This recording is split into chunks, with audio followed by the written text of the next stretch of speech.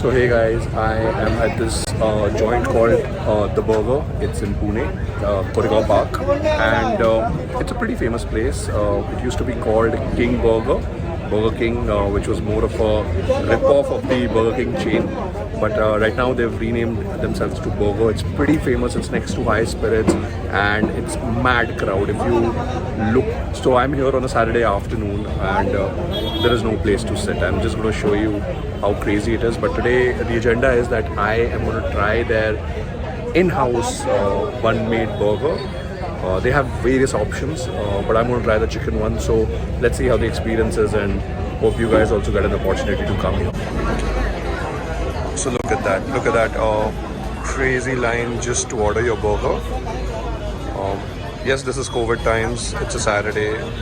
Pretty crazy. Like, I think it's going to take me some time to reach to the billing counter, but it's pretty packed right now. A lot of people eating, and the line is just piling up. The menu is pretty spaced out.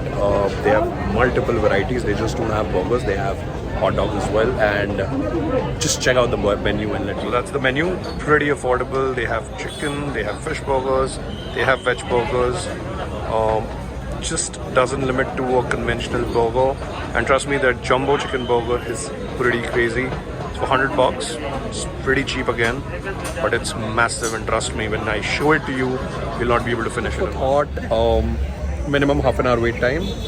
This can get extremely annoying given that you've come from so far, but yes, you have to wait for that burger because it's pretty famous.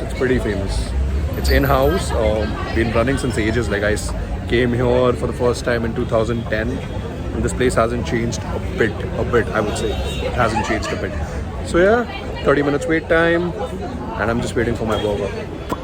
So finally, there is my burger.